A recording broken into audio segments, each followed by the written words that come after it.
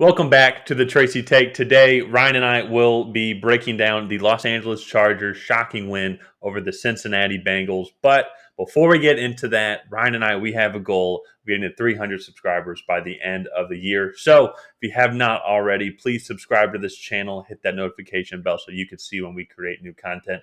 Share this video with all your Chargers and Bengals friends. Like this video, comment on this video, let us know your thoughts. And Ryan, let's get into it. Ryan, this Do it. game is this is the textbook definition of momentum swings, and we'll break that Yes. down for a second. But break that down here in a second. But at the end of the day, the Chargers win. Huge victory for them, in my Yeah. opinion, and tough loss for the Bengals, but they still have some opportunity. But when you see this final score, and then you see, was this was this the Chargers playing really well, or did the Bengals give this one away? And I think the Chargers played really well. The thing for me, and kind of like the key to the Chargers' victory, was just the fact that they stopped the run. I mean, they held the Bengals to mhm. 96 rushing yards off of 25 carries, which is 3.8 yards a carry. And they did have two rushing touchdowns, but both of those came in the red zone, and one was by Joe Burrow. Yeah. So it's a little bit not. It wasn't a designed run play. And the Chargers coming into this game had the 32nd ranked rushing defense. I mean, they Yep. were atrocious. Have been atrocious all season.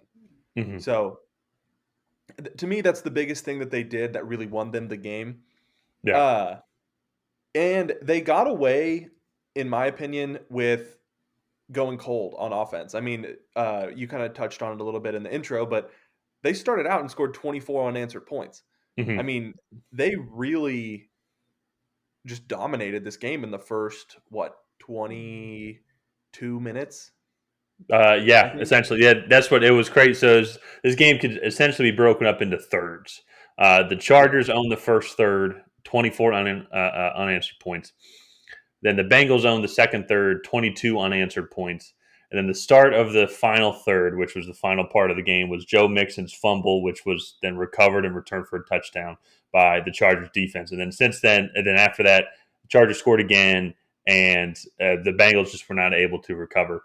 But I think that was the biggest thing that you said and you already touched on was the Chargers defense actually contained the run, contained Joe Mixon and them, who ironically actually had that fumble, and it was returned for a touchdown.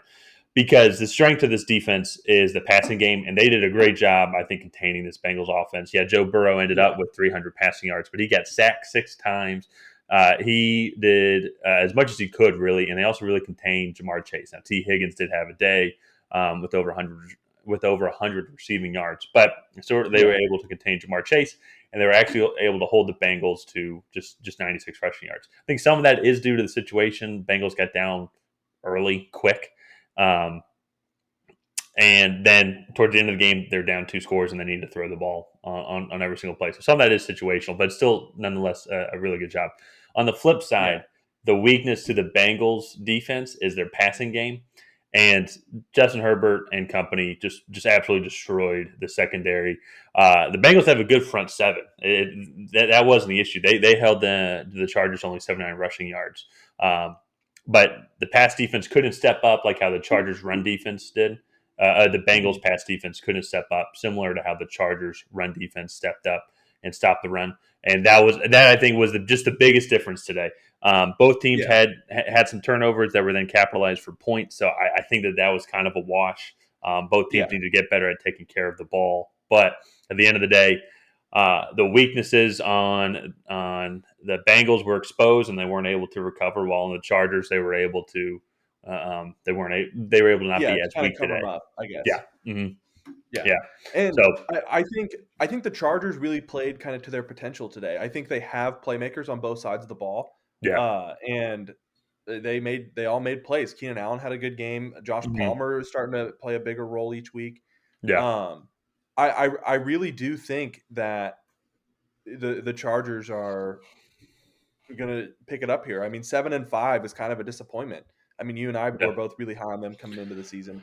So I think they're gonna pick it up. I do kind of want to transition into like where this leaves. both of the teams. Yeah. I still think both of the teams are in good standing. The Bengals, I want to say, have the tougher schedule of the two as they kind of start division play. Not as much as some of Well, the other teams. no. So the Yeah, Bengals, they only have two division games left. It's against the Ravens and the Browns. yeah, The issue, though, why the Bengals road is going to be tougher is they play the 49ers next week, and then they're at the Broncos, which is another playoff team, and then yeah, they play the Chiefs as well. So those are three yeah, tough yeah. non-division games for them. All But of which also, are playoff teams we or have all of playoff contending teams. yes, all our playoff teams. So that's going to be a really tough road. That's why this was a huge game for them because if they can get to Mhm. 8-4, then they're still contending for the division. I think they need to win. They would need to win one or two more games, get to 9-8, 10-7 to kind of secure their playoff spot. Uh, but now they have a really tough road against five good teams. Honestly, the Browns might Yeah, be the worst of those teams, and the Browns beat them or 41-17 earlier in the year. yeah, no, definitely. I mean, they're in a tough situation. Going 8-4 here, they'd be at top of the division with the Baltimore's loss to Pittsburgh Hmm. today. Uh, so I think they're in a really tough spot. And on the flip side, I think the Chargers are in an incredible spot. Hmm. Yep. So right now, I think the Chiefs are 7-4, and they're playing the Broncos, who are also 7-4 No, or they're six six and and five. five. Broncos Six are and five. six That's and right. five. Yeah. They get to play all three other teams in their division left, but then the other two games are the Giants and the Texans. Yep. So I think that at least puts them at 9-7, and if they can eke out a couple division games, and by the way, they've already beat Kansas City, they've already beat Las Vegas, Yeah. and they did lose to Denver, but that was at Denver. So I Hmm. think they could realistically go 11-6. Well, and then and this is the thing with the Chargers, and you said this earlier, is like today they played up to their potential, and we've seen them play like this, throughout the season. This is also why like we were so high on them coming in because they were even doing it a little bit last year.